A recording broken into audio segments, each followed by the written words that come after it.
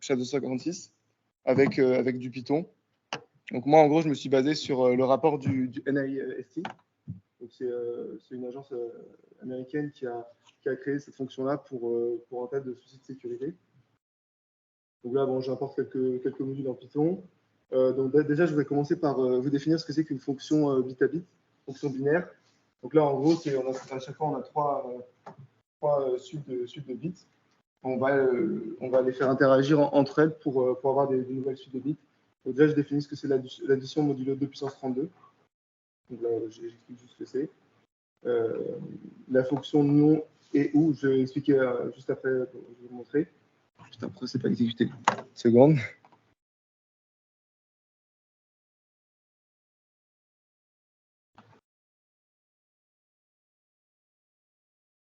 Donc voilà, en gros, on a A, donc ça, je pense que vous connaissez la fonction non. Donc c'est juste, on inverse. En fait, à chaque fois, on va traiter chaque bit 1 à 1. Donc on inverse chaque bit. Donc là, c'est très simple. On a la fonction et. Cette fois-ci, en fait, on a besoin de deux chaînes de caractères. Je pense que deux chaînes de bits, je pense que vous connaissez déjà, mais quand on a dans chaque chaîne un 1, on va sortir un 1, et autrement, dans tous les autres cas, on va sortir un 0. On a aussi la fonction ou. Cette fois-ci, il faut qu'on ait on est 1 dans une des deux chaînes. Donc là, par exemple, 1, 0, on a un 1 ici, on sort un 1, pareil pour 1 et 1. La fonction XOR ou exclusif. Cette fois-ci, en fait, moi, comment je le vois, cette fonction-là, c'est quand on a les deux bits qui sont différents, on va sortir un 1, et quand ils sont pareils, on va sortir un 0. Donc là, 1, 1, on sort un 0, 1, 0, c'est différent, on sort un 1. C'est la même chose ensuite. Après, là, je m'attaque aux fonctions qui sont spécifiques pour SHA-256. Donc déjà, les fonctions de rotation et décalage binaire. La shift R, donc fonction de décalage write, R pour write, donc N qui décale de N bits. Et puis la fonction de rotation, donc ça c'est juste les définitions comme ça, mais bon, en gros je vais vous expliquer comment ça marche. On a une certaine chaîne de bits. Là, quand on la décale, en fait, on décale à droite tous les bits, et à gauche on fait rentrer des zéros par définition. Alors que la fonction de rotation à droite de 5, on va faire tourner, en fait, on va prendre les bits qui sortent à droite, on va les réinjecter à gauche. Est-ce que c'est clair pour vous jusque-là? Ce que ça fait? Donc en gros, le SHA-256 utilise des fonctions composées à partir des rotations qu'on a vues. Donc c'est juste en fait, le but c'est juste d'ajouter de l'entropie en fait entre les chaînes de bits qu'on a. Donc ça c'est comme ça qu'on les définit. Je ne vais pas détailler parce que c'est des trucs qu'on a vus. Donc XOR à chaque fois, comme je l'ai expliqué avant. Et puis après on a d'autres fonctions qui sont utilisées, c'est les fonctions choix et majorité. Donc celles-là, on peut les définir avec des opérateurs binaires, mais je vais les définir de manière intuitive parce que sinon c'est pas intéressant. La première fonction, donc c'est fonction choix. On a trois chaînes de bits. La première, c'est ce que j'appelle le curseur. Et ensuite, on a deux autres chaînes. Donc, en gros, quand le curseur est à 0, on va choisir le choix 0, la chaîne qui correspond au choix 0, donc un 1 ici. Et quand le curseur est à 1, on va choisir simplement les bits du choix 1. Donc, en fait, ça revient à rajouter un masque. Quand on a des 0, on va prendre seulement la deuxième. Et quand on a des 1, on va prendre les bits de la première chaîne. Donc, au final, ça fait ça. On concatène les deux chaînes qu'on obtient et on a le résultat de cette fonction-là. On a la fonction majorité. Là, très simple, c'est à chaque fois la majorité pour chaque colonne, on prend la majorité de bits. Donc là, de 0, on a une majorité de 1 ici. Donc un 1 en sens. Très simple. Maintenant, je vais m'attaquer, après avoir défini un peu les fonctions qui étaient utilisées par SHA-256. Je vais vous expliquer comment ça fonctionne. Je pars de la base, c'est-à-dire un message. Donc, vous avez un message que vous voulez hacher. Donc là, moi, je prends l'exemple classique, c'est l'exemple qui est utilisé dans le papier du NIST, c'est ABC. En fait, qu'est-ce qu'on fait avec ABC? Chaque caractère, il est codé en ASCII, donc ça correspond à un chiffre qu'on va représenter sur 8 bits à chaque fois. Et on va ensuite concaténer ces 8 bits pour chaque caractère du message pour obtenir une chaîne de bits. Donc en fait, tout ce qu'on a fait, c'est convertir un message en binaire en passant par du ASCII. Ensuite, ce qu'on va faire, c'est qu'on va passer à l'étape de rembourrage. Donc là, je prends toujours l'exemple de ABC. On a vu comment on faisait pour convertir un message en binaire. Ensuite, on rajoute un 1. Donc c'est juste comme ça qu'on définit dans l'étape. On commence par rajouter un 1. Puis on rajoute des 0 jusqu'à ce qu'on atteigne une longueur de 448 modulo 512. Pourquoi ce chiffre? Parce qu'ensuite, à la fin, on va rajouter la longueur du message binaire codé sur 64 bits pour à la fin avoir une longueur de 0 modulo 512, donc un multiple de 512. Donc là, c'est très simple. Comme on avait ABC, la longueur finale, c'est 512 bits. Et si on a un message qui est gigantesque, on va avoir beaucoup plus que 512 bits dès le début. Et donc, on va avoir, ce qu'on cherche, c'est avoir un multiple de 512 bits au final. Donc, on va ensuite découper en blocs de 512 bits. Donc là, on en a un seul, c'est très simple, ABC. Et ce qu'on va faire après, on va encore diviser chaque bloc de 512 bits en 16 mots. Donc c'est juste un terme qui désigne une chaîne de 32 bits, en 16 mots de 32 bits. Donc c'est juste une liste de 16 chaînes de 32 bits. Bon, là, j'utilise une fonction d'affichage pour que ça rende un peu plus visible ce qu'on fait. Donc une fois qu'on a fait cette étape-là, donc la première étape de rembourrage, donc ça permet d'avoir des blocs de 512 bits. On va traiter un à un à la suite. On fait le procédé d'expansion. Donc, qu'est-ce qu'on fait en fait? Là, on a déjà vu qu'on avait 512 bits qu'on découpait en 16 mots de 32 bits. Et on va faire une étape d'expansion en créant encore 48 autres mots. On va essayer d'ajouter de l'entropie. En fait, on a une relation de récurrence qui est définie donc à partir de 16, parce que les 7 premiers, on les a déjà définis. De 16 à 63, on va utiliser une relation de récurrence pour essayer de foutre un peu le bordel entre tous les bits qu'on a. Donc, je vous donne un exemple un peu de quoi ça ressemble.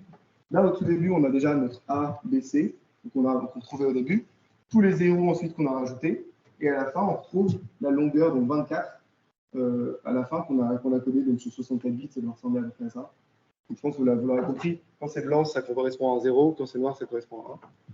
Et après, on voit un peu l'étape d'expansion, ça fout le bordel. En gros, ça fait des relations de récurrence sur le début. En gros, disons qu'à partir du 32e, c'est vraiment le gros bordel. On ne peut plus trop déterminer ce qu'il y avait avant en connaissant cela, en fait. C'est ça l'idée. L'idée, c'est d'ajouter de l'entropie. Ensuite, il y a un certain nombre de constantes qui sont utilisées pour cette fonction-là. Donc ça, c'est les constantes K. Donc voilà juste à quoi ça ressemble. C'est un peu des trucs au hasard, on va dire. Ouais, dis-moi. Ouais, juste quand tu fais tes paquets de 500 ouais. Le 448 qui reste à la fin pour ton modulo, ouais. C'est quoi? À la fin, tu rajoutes les 64, sur 64 bits, ouais, la longueur du message. Du coup, au final, tu auras toujours ouais, tu auras toujours 512. Et les 64 bits, tu fais quoi?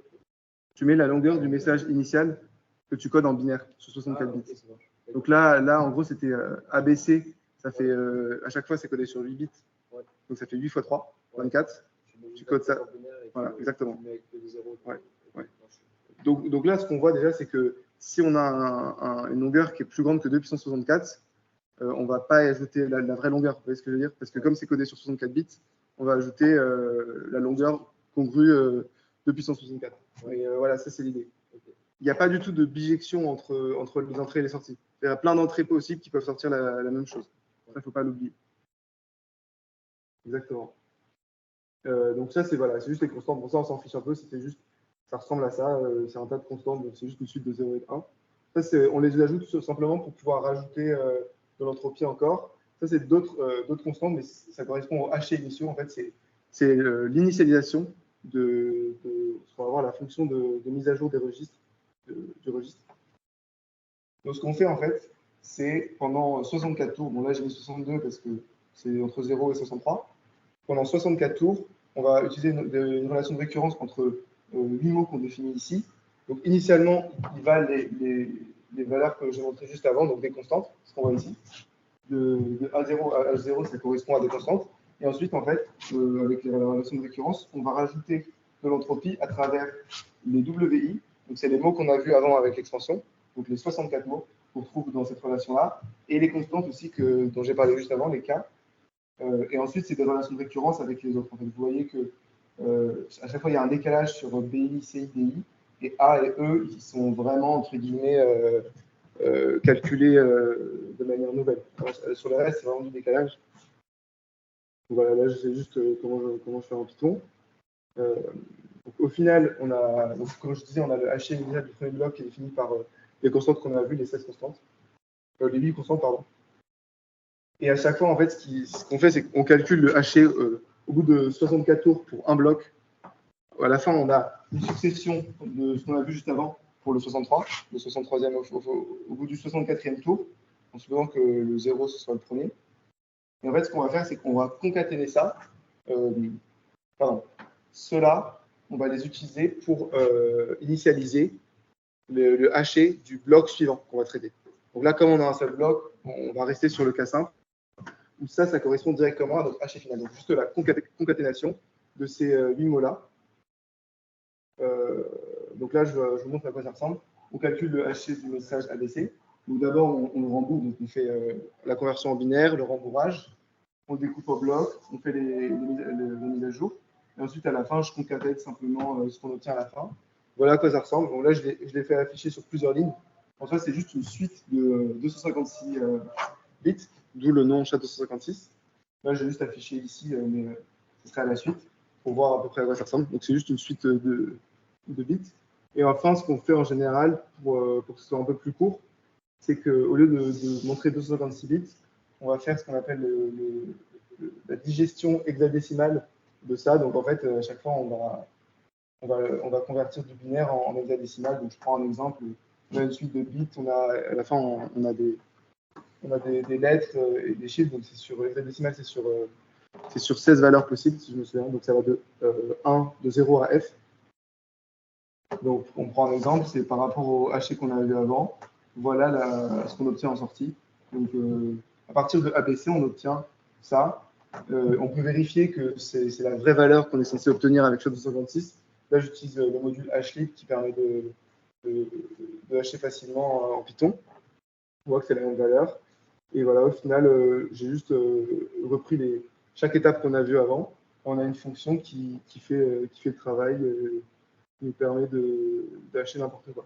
Donc là, juste pour illustrer ce que je disais avant, imaginons que je rajoute un tout petit caractère, disons, dites-moi n'importe quel caractère. D. Si je mets D, vous voyez là, ça ressemble à BA78, un truc. Si je fais ça, on a un haché qui n'a plus rien à voir. Et ça, c'est le but de la fonction. C'est qu'on ne puisse pas changer un peu un message et qu'il y ait la même chose en sortie. Parce que sinon, on pourrait faire croire que c'était le message initial. C'est le but. Donc, en gros, par exemple, imaginons, je communique avec quelqu'un. Je vais lui montrer que, par exemple, je suis dans une entreprise, je travaille dans une entreprise et on gère une certaine technologie. Mais je ne veux pas lui dévoiler la technologie. Donc, comment je peux faire pour lui montrer que je connais la technologie, mais sans lui dévoiler comment on fait? Eh ben, on peut imaginer qu'il y a une machine entre nous. Je mets comment on fait fonctionner la technologie, et en sortie, lui, il a que un truc comme ça. Et il sait que s'il a ça en sortie, ça veut dire qu'on connaît la technologie. Et lui, il peut me le montrer de l'autre façon. Je ne sais pas si vous voyez ou pas l'idée. Ouais, dis-moi.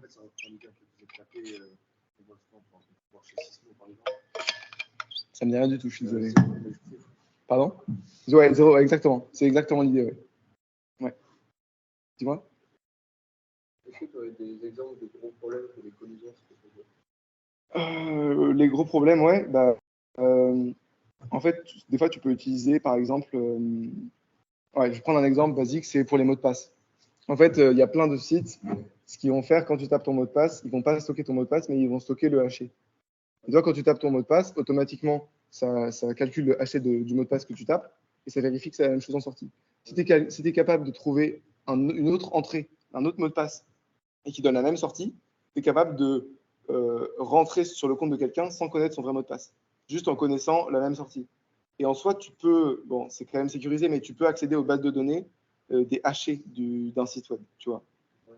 Et sauf que si tu as juste ça, tu peux rien faire avec ça, parce que tu as la sortie. Toi, ce qui t'intéresse, c'est l'entrée. Si tu as la sortie, si tu tapes la sortie dans les mots de passe, ça ne va pas marcher, ça va te sortir un truc qui n'a rien à voir. C'est facile de trouver ouais. Vision. Mais dans le cas où c'est vraiment difficile, là c'est le cas, ouais. Il y en existe forcément. Ouais. Il n'y a pas un problème, pour ça. Comment ça? Je comprends pas très bien ce que tu dis. Là, c'est pas trop grave le fait que ça puisse arriver, ça. Qu'il y ait une collision. Ouais. Parce que bon, ça va juste peut-être faire un compte, ça va faire un fait compte. Ouais. Mais est-ce qu'il y a un problème majeur à partir de H, tu peux en trouver plein d'autres. Non. Non, y a pas, honnêtement, il n'y a pas de truc comme ça. Enfin, là, je vois rien, j'ai rien en tête. En gros, ce qu'il faut savoir, il y a un théorème qui s'appelle, si vous voulez, vous pouvez accéder au GitHub avec ce il y a un problème qui s'appelle le paradoxe des anniversaires.